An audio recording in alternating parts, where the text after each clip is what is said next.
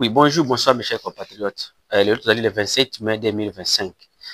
Premièrement, hum, information ya liboso toza nango ezali sur les dizaines de morts oyo esalamaki esalami euti kosalama na le 25 mai 2025 na kati ya territoire de Rutshuru bamilitaire ya AFC M23 armée na bango bazo kobenga armée révolutionnaire congolais oyo arc bauti ikoboma plus de dizaines de personnes na kati ya village ya Kagambi, Rukano et Kirumba na kati ya territoire de Rutshuru.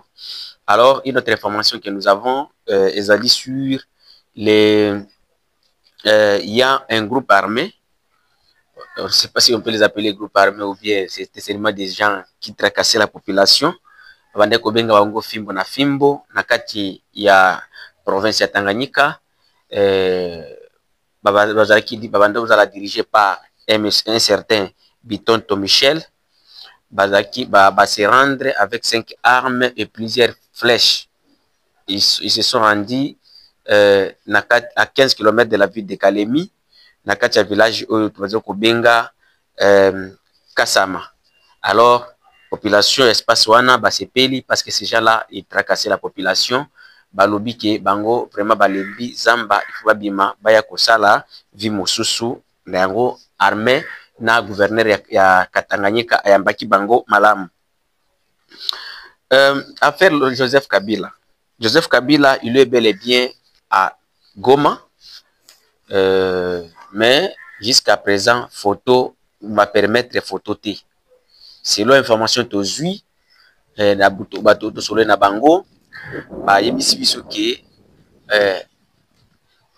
donc koya Joseph Kabila na Goma ezali ba conseil oyo ba président ya région donc la SADC na union na East Africa Community ba conseiller Kabila azonga na kati ya mboka à partir ya Goma.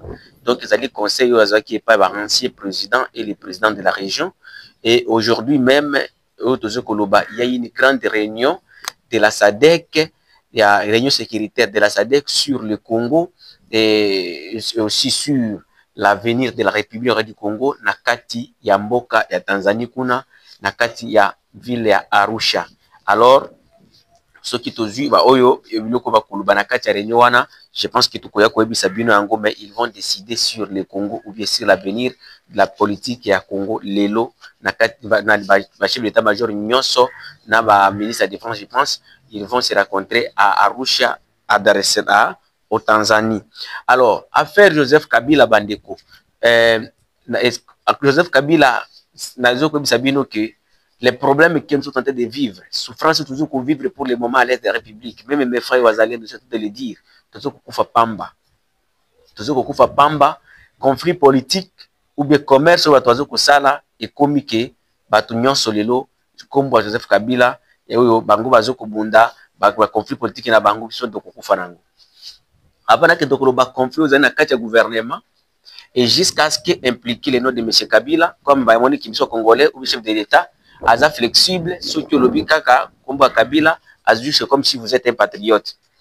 Nauti Kolanda, ancien ministre, ya Kabila, et porte-parole, ya Kabila, le professeur Alain Atundu, notre père, Aza Père Panabiso, vraiment, na lobi Kembo, qu'on a chance.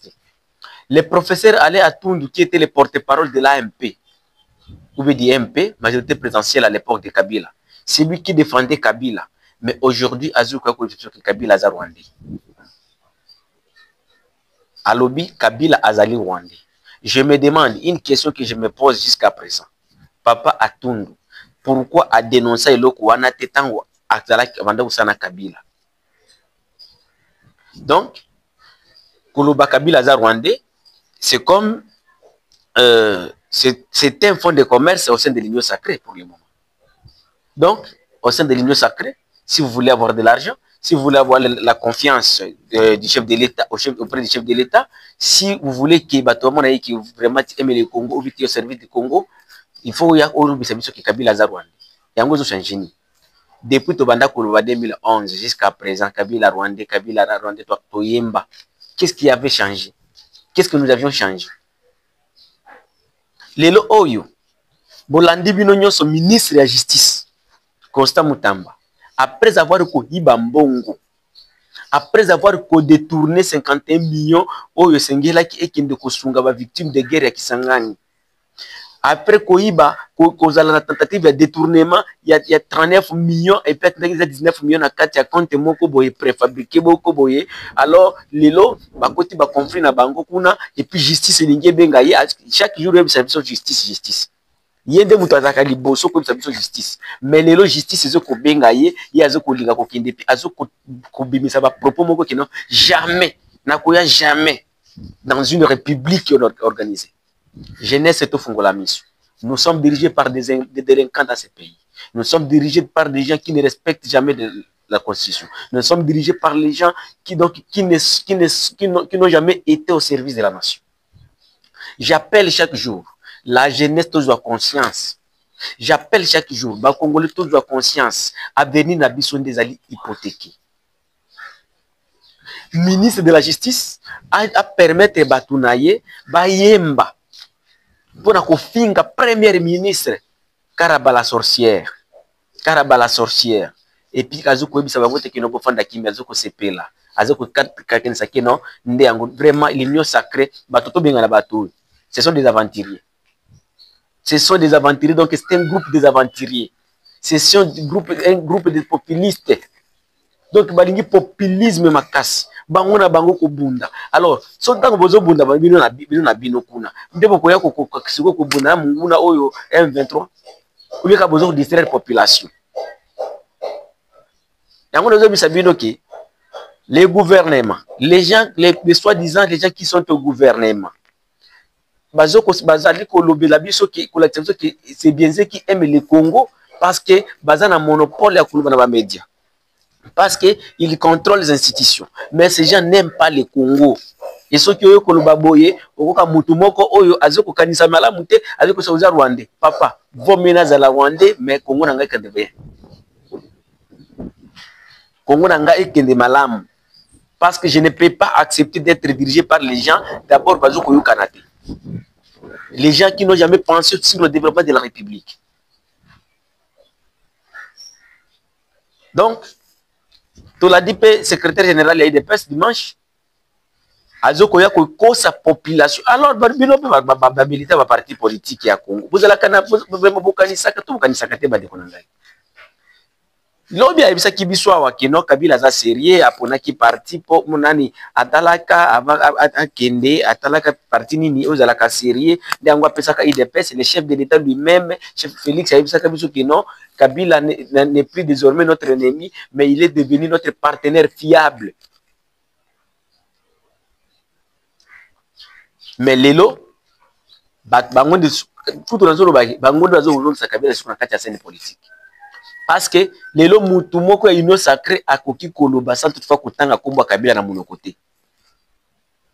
Et comme nous les Congolais nous sommes des ignorants bandeko. Nazo ngai na koloba boye ça n'engage que moi.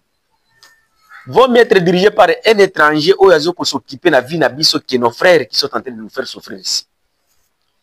Tozo ko vivre vie moko au moins bato bazo ko lobela pouvoir en place. Ezali ba oyo papa na bango azo ko yiba mboka ya Congo. Papa na bango bazana souci à Congo te, alors nous autres ici baba peuple toujours ko souffrir. Nana ko yako lobela biso. Ezala salaire za katena beaucoup.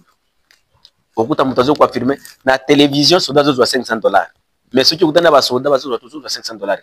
Viango ya komona ki c'est vrai que soda zo $500 toujours mona ngo changer. Na télévision le Congo se développe.